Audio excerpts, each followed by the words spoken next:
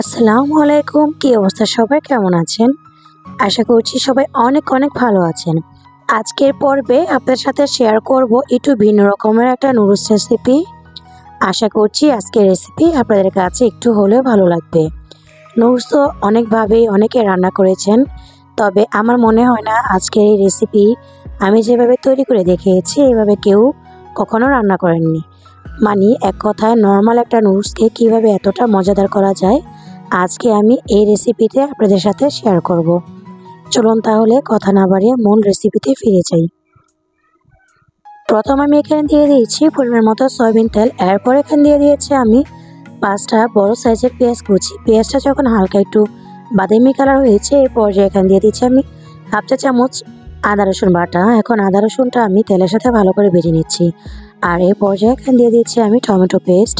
কেউ যদি tomato paste না দিতে চান সেক্ষেত্রে টমেটো সস ব্যবহার করতে পারেন, তবে টমেটো পেস্টটা দিয়ে রান্না করলে কিন্তু নুডলসটা অনেক বেশি মজা হয়।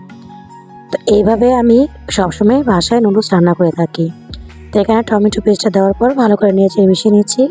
এই পর্যায়ে এখানে দিয়ে দিচ্ছি হাফ চামচের একটু কম সামান্য পরিমাণ হলুদের গুঁড়া, দেখতে সুন্দর লাগার জন্য। আর এখানে দিয়ে দিচ্ছি আমি নুডলসের মশলা। এখানে আমি 2 প্যাকেট নুডলসের মশলা দিচ্ছি। আর আমি এখানে সর্বমোট 3 প্যাকেট নুডলস রান্না করব। আর এখানে দিয়ে দিচ্ছি আমি আমার পরিমাণ মতো মরিচ, মানে ঝালের জন্য। আর এখন দিয়ে দিচ্ছি আমি 3 প্যাকেট নুডলস। আর এই নুডলসটা কিন্তু আমি আগে থেকে সিদ্ধ করিনি, এই কাঁচা নুডলসটাই এখানে আমি মশলার সাথে দিয়ে দিচ্ছি। আর এই নুডলসটা সিদ্ধ করার জন্য আমি অন্য পাশে আগে থেকে গরম পানি বসিয়ে রেখেছিলাম। আর এখন আমি পরিমাণ মতো এখানে দিয়ে দিচ্ছি গরম পানি। এইভাবে করে কিন্তু আমি সবসময় বাসায় নুডলসটা তৈরি করে থাকি। এই তো দেখেন এখানে আমি গরম পানিটা দিয়ে দিচ্ছি। গরম পানিটা দেওয়ার কারণে নুডলসটা কিন্তু তাড়াতাড়ি সিদ্ধ হয়ে যাবে। এখন আমি নুডলসটা পানির সাথে ভালো করে একটু মিশিয়ে নিলাম।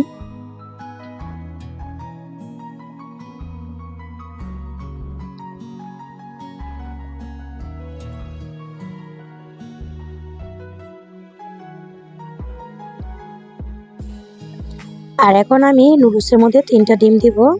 এজন্য একে একে 3টা ডিম আমি নুডলসে ভেঙে মিশিয়ে নিচ্ছি। ডিমটা দেওয়ার পর হালকা একটু আমি ডিমটাকে মিশিয়ে নিয়েছি। আর এখন আমি ঢাকনা দিয়ে নুডলসটাকে ভালো করে ঢেকে দিব আর নুডলসটাকে সিদ্ধ করে নেব।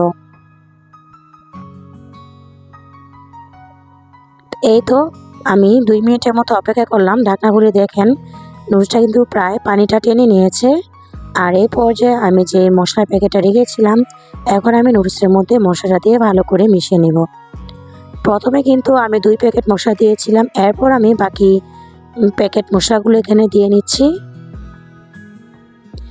এভাবে করে আমি পানিটা আরেকটু শুকিয়ে নিব।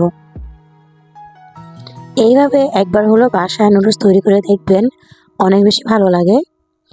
আশা করছি আজকের ভিডিও আপনাদের কাছে একটু হলে ভালো লেগেছে। যদি ভালো লেগে যায় তাহলে আমার ভিডিওতে একটি লাইক দিয়ে দেবেন।